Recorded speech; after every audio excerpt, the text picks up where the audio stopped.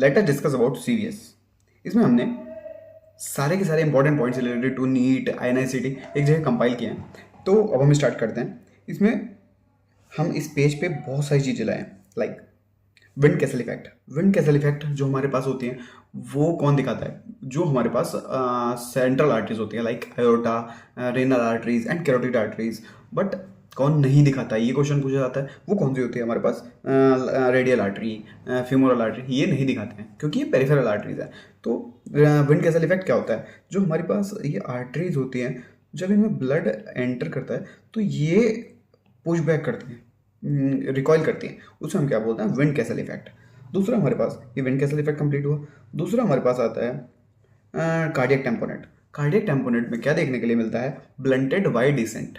बाकी other things में क्या होता है? Sharp descents. बट इसमें कार्डियक टेम्पोनेट में ब्लंटेड वाई डिसेंट। इसके लिए बहुत सारे निमोनिक्स होते हैं, पर मैंने कैसे याद किया था? उसमें हमारे पास आता है टेम्पो, कार्डियक टेम्पोनेट। टेम्पो से मैंने याद किया था। टेम्पो में ये फ्रंट जो होता था वो ब्लंट होता था, उससे ही मैंने याद किया कि cardiac tamponade has blunted y descent. बस इतना सा अगर याद कर सकते हैं तो अच्छा है। फिर आता है हमारे पास third, rheumatic mitral stenosis. Rheumatic mitral stenosis जो होती है उसमें लाउड S1 सुनाई देती है। ये हम एक निमोनिक मैंने बनाया था, rheumatic RML। Rheumatic mitral stenosis में हमें लाउड S1 सुनाई देगी। फिर आता है कैल्सिफाइड MS। कैल्सिफाइड MS जो होता है सासा, मतलब सॉफ्ट S1 सुनाई देती है। फिर उसके बाद हमारे पास क्या आता है? Dilated cardiomyopathy. डायलेटेड कार्डियोमायोपैथी में हमारे पास कौन सी जीन का म्यूटेशन होता है? टाइटिन जीन का म्यूटेशन होता है। एंड इसमें हमारे पास पैथोलॉजी क्या होती है? ये देखने के लिए मिलता है, निंजा स्टार अपीयरेंस देखने के लिए मिलता है। ये देखिए, ये इनके न्यूक्लियस जो है निंजा स्टार अपीयरेंस दिखाते हैं। निंजा स्टार अपीयरेंस देखने के लिए मिलता है। ये देखिए इस तरह का, ये सारे निंजा स्टार अपीयरेंस देखने के लिए मिलता है। फिर उसके बाद हमारे पास क्या आता है? और ये और कहाँ देखने के लिए मिलता है? इन पेरीपार्टम कार्डियोमायोपैथी में देखने के लिए मिलता है। फिर उसके बाद हमारे पास आता है ये ये जो हमारे पास सीक्वेंस है, हमें सीक्वेंस याद नहीं रहती, इसके लिए मैंने एक निमोनिक बनाया। इसे हम सबसे पहले हम लिखेंगे, इसे विगर्स डायग्राम भी बोलते हैं, PQRS एंड T। इसके बीच में हमारे पास क्या आता है, क्या सीक्वेंस होती है? लाइक पी वेव के बाद हमारे पास क्या होता है? ए वेव के बाद S4 हार्ड साउंड सुनाई देते हैं, पर हमें याद नहीं रहता वो कैसे होगा। तो हमें इसका लिए सिंपल निमोनिक हमने बनाया है। ये देखिए P, इसके बीच में हमने एक A4 शीट रख दी है। A4 यानी कि पी वेव के बाद ए वेव आती है, देन S4 हार्ड साउंड सुनाई देती है, देन क्यू आर एस के बाद वन सर्विक्स रख दी बीच में, ठीक है। फिर टी के बाद, और इतना सारा पढ़ने के बाद अगर इतने सारे निमोनिक लगाने पड़ रहे हैं तो इसके बाद एक नेक्स्ट निमोनिक आता है। 2 बार DNV कर लेते, वो भी 3 ईयर्स की, यानी कि क्या, 2 बार DNV कर लेते, वो भी 3 ईयर्स की। ये बन गया आपका विकर्स डायग्राम। ये कंटिन्यू फुल सीक्वेंस पता लग गया। तो इसे हम कैसे रीड करते हैं? P wave, then A wave, S4 QRS complex, then 1 C wave, X wave, T wave, 2 dicrotic notch, ठीक है, and V wave, S3 heart sound सुनाई देगी, एंड देन Y वेव। तो ये सीक्वेंस होता है हमारे पास, ठीक है। इस पर क्वेश्चन आ सकता है, तो ये निमोनिक आपको पता होना चाहिए। फिर उसके बाद हमारे पास क्या आता है? अलग अलग तरह की पल्सेस होती हैं। पल्स जो होती है हमारे पास, ये नॉर्मल पल्स होती है, नॉर्मल पल्स, ठीक है, ascending then notch then this. तो ये नॉर्मल पल्स होती हैं। फिर हमारे पास अलग अलग टाइप्स होते हैं इसके, like hypokinetic pulse, week pulse इसे हम बोलते हैं। वीक पल्स का एग्जाम्पल क्या है? पल्सस पार्वस एट टार्डस, मतलब पार्वस मतलब वीक पल्स, एंड टार्डस मतलब डिलेड पीक। इसकी पीक जो है वो डिले हो रही है, डिलेड पीक आ रही है, ठीक है। उसका एग्जाम्पल क्या है, किस में देखने के लिए मिलती है? ये देखने को मिलती है हमें आयोटिक स्टेनोसिस में। आयोटिक स्टेनोसिस हो जाता है, सपोज कीजिए ये हार्ट है, हार्ट में ये आयोटा यहाँ से निकलना था, यहाँ पे स्टेनोज्ड हो गया, आयोटिक स्टेनोसिस हो गया। तो इसकी वजह से हमें क्या सुनाई देगा? जब यहाँ से आयोटा निकल रहा था तो वहाँ पे वो स्टेनोज्ड हो गया, तो ऊपर जो ये कैरोटिड थ्रिल है, यहाँ पे कैरोटिड, जो कैरोटिड आर्टरी जा रही है वहाँ पे थ्रिल फील होगी, कैरोटिड थ्रिल फील होती है, पाल्पेबल कैरोटिड थ्रिल होती है। तो ये हो गया पाल्पेबल कैरोटिड थ्रिल, ठीक है। दूसरी बात, ये क्या होता है? इसमें क्या देखने को मिलता है? Narrow splitting of S2। S2 second heart sound, क्योंकि ये S2 सेकंड हार्ट साउंड कैसे सुनाई देती है, by the closure of pulmonary valve and aortic valve. तो इसमें स्प्लिटिंग जो होती है नैरो स्प्लिट हो जाती है, मतलब बिल्कुल डिफ्रेंशिएट ही नहीं कर सकते हैं। तो ये होता है, और इसे हम क्या बोलते हैं, पैराडॉक्सिकल स्प्लिट ऑफ S2। ठीक है, इसमें और क्या देखने को मिलेगा, जब ये कॉन्स्टेंटली स्टीनोज्ड हो गया, एओर्टिक वेल्व स्टीनोज्ड हो गई, तो अब ये यहाँ पे ब्लड इकट्ठा रहेगा, तो यहाँ पे लंग्स में, जो लंग्स है उसमें भरा रहेगा।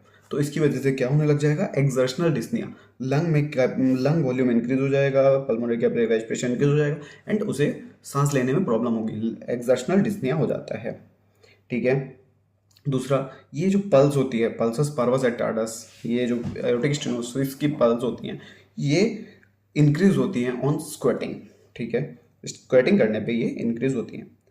फिर हम बात करते हैं अलग अलग तरह की pulses, like this bigeminy pulses, bigeminal pulse, ये किस में दिखाई देती है हमें, डाइगॉक्सिन की टॉक्सिसिटी में। ये मैंने पहले वीडियो में बताया आपको, डाइगॉक्सिन की टॉक्सिसिटी में आपको पल्सस बाईजेमिनी दिखाई देती है। दूसरा, पल्सस बिसफ्रेंस, मतलब ये पार्ट्स में डिवाइड हो गई, देखिए पल्सस बिसफ्रेंस। बाईजेमिनल पल्स का मतलब क्या हुआ, ये आ रही थी, फिर ये बीच में दो पार्ट में डिवाइड हो गई, आ रही थी फिर दो पार्ट में डिवाइड हो गई। ठीक है, ये हो गया बाईजेमिनल पल्स। ये पल्सस बिसफ्रेंस हो गया, ये किस में देखने को मिलती है, HOCM में। ठीक है, HOCM में आयोटिक, जिस पेशेंट में आयोटिक AR एंड AS दोनों साथ में हो, उसमें भी देखने के लिए मिलती है। फिर आती है वाटर हैमर पल्स। ये वाटर हैमर पल्स क्या होती है, वाटर हैमर पल्स क्या हो, सडन सडन जब लॉस ऑफ वॉल्यूम होता है, तो वाटर हैमर पल्स देख लीजिए यहाँ पे, इसमें और इसमें डिफ्रेंशिएट करके देखिए, यहाँ पे सडनली कोलैप्स हो रही है ये। तो ये क्यों होता है कि सपोज आयोटिक वेल्व डायलेट होकर बहुत ज़्यादा एयोर्टिक, तो ब्लड जो है एकदम रिगर्जिटेट कर जाएगा वापस लेफ्ट वेंट्रिकल में, तो इससे क्या होगा, सडन लॉस ऑफ वॉल्यूम हो जाएगा इन द एओर्टा।